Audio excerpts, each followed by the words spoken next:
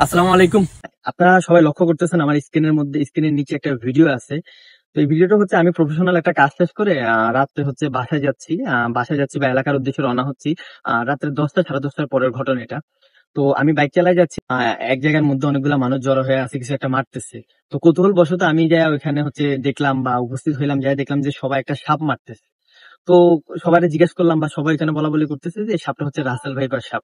তো এটা হচ্ছে ওনারা নদীর পাড় থেকে বা হচ্ছে ফসলের জমির পাড় থেকে আইনা এই সাপটা ওনারা মারতেছে। তো এরা সবাই এখানে ছবি তুলতেছে বা সবাই হচ্ছে এখানে ভিডিও তৈরি করতেছে রাসেল ভাইপার বলে। তো আমি এই জিনিসটা খুব লক্ষ্য করলাম, লক্ষ্য করে বিষয়টা আমি নিজেও হচ্ছে ভিডিওটা তৈরি করলাম, করে দেখলাম যে এটা আসলে দোরা সাপ। তো ওরও আসলে সবাই বিষয়টা মজা করে করতেছে বা এটা বোঝা গেছে ওদের হাসি তামসাতে, পরে ওরও ওদের ভুলটা স্বীকার করছে। তো আসলে আমার ভিডিওটা তৈরি করার মূল উদ্দেশ্য হচ্ছে বর্তমানে যে রাসেল ভাইপার সম্পর্কে আমরা যেই তথ্যগুলা জানতেছি, অনেকে এই তথ্যের থেকে আমরা বেশি ভয়ানক ভাবে বা বেশি ভয় পেয়ে যাচ্ছি হচ্ছে বিভিন্ন মিডিয়ার বা বিভিন্ন ফেসবুক টিকটকের প্রচারে। কারণ এটা এমন পর্যায়ে ছড়াই পড়ছে, এই সাপটার ভয় এমন ভাবে মানুষের মাঝে ছড়াই পড়ছে যে মানুষ এটা নিয়ে খুব আতঙ্কের মধ্যে বিরাজ করতেছে।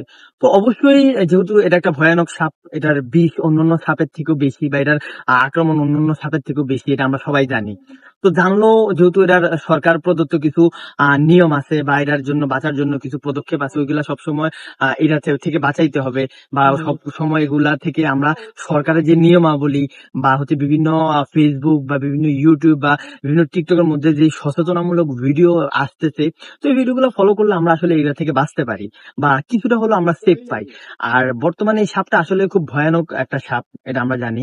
কিন্তু এর থেকেও বর্তমানে আরো বেশি ভয়ানক হচ্ছে ফেসবুক, টিকটক, ইউটিউব যেভাবে ভিডিওটা ছড়াই পড়ছে বা সাপের ভিডিওটা ছড়াই পড়ছে। আপনি লক্ষ্য করেন যে সাপটা আমার স্ক্রিনে দেখা যাচ্ছে, এই সাপটাও হচ্ছে মানুষ এখন ভাইরাল হওয়ার জন্য এই সাপ খুঁজতেছে বা বিভিন্ন সাপের ভিডিও রাসেল ভাইপার বলে চালাচ্ছে। তো এটা আসলে মানুষের মনে একটা আতঙ্ক তৈরি করা। কারণ সাপ আছে থাকবেই, সাপ আমাদের জনসম্মুখে থাকবে না, সাপ থাকবে হচ্ছে সাপের জায়গায়।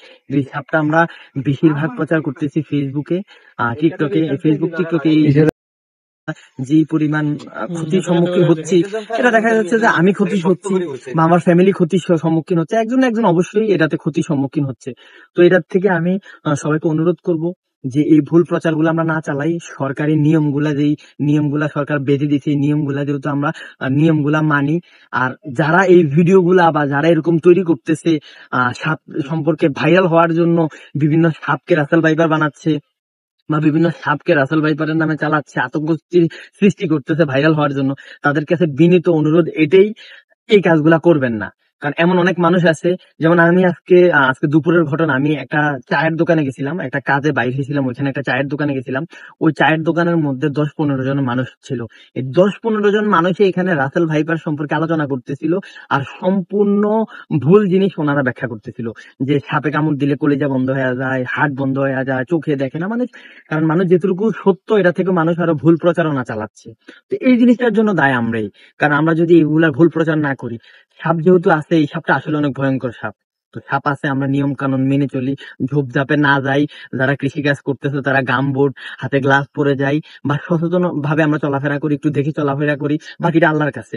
কারণ আল্লাহ আমাদের নিয়তি যা রাখছে তা হবেই। তো আমরা এটা থেকে বাঁচার জন্য হইলেও আমরা এটা মানতে হবে বা এটা মেনে চলতে হবে। তো আমার একটাই রিকোয়েস্ট, আমার এই জায়গার মধ্যে দাঁড়ায় একটাই রিকোয়েস্ট, সবাই এই ভুল প্রচারণা থেকে সবাই সতর্ক থাকবেন, এই ভুল প্রচারণা থেকে সবাই সাবধান থাকবেন। কারণ আপনি একটা ভাইরাল হওয়ার জন্য আপনি যে কাজটা করতেছেন, এই কাজটা অন্যের আতঙ্কের কারণ হয়ে দাঁড়াবে, অন্যের খাওয়া দাওয়া ছেড়ে দেওয়ার একটা কারণ হয়ে দাঁড়াবে। তো আপনার ভাইরালের নেশা অন্যের দিন রাত্রে ঘুমের নষ্ট হবে। তো এই সাপটা সম্পর্কে আমরা যাই জানি বা যাই বুঝতেছি, তার থেকেও হচ্ছে প্রচারণা বেশি হচ্ছে। তো এটাই আমার আজকের ভিডিওর মেইন টপিকস। আর আমি যে ভিডিওটা স্ক্রিনের মধ্যে দিছি, এই ভিডিওটা হচ্ছে একটা দোরা সাপের ভিডিও। বাট রাতের অন্ধকারে এটারে কিন্তু কিছুটা হইলো রাসেল ভাইপারের মতো দেখা যাচ্ছে বা সবাই এখানে আসতেছে বা সবাই এই ভিডিও গুলা করতেছে। আর এখান থেকে আমি দেখছিলাম, আমি যখন দাঁড়াইছিলাম তখন বিভিন্ন অটো বা সিএনজি সবাই এসে ছবি তুলতেছে। এটার মেইন কারণে হচ্ছে ওই মানুষ ভাইরাল হওয়ার নেশা।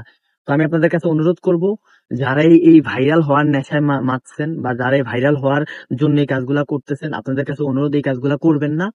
আর এই সাপ বিভিন্ন জেলাতে ছড়াই পড়ছে, চাঁদপুরও রেড সিগন্যালে আছে। আমরা চাঁদপুরবাসী হচ্ছে সতর্ক থাকবো, দেখে শুনে চলাফেরা করব। আর বাকিটা হচ্ছে আল্লাহর কাছে দোয়া করব।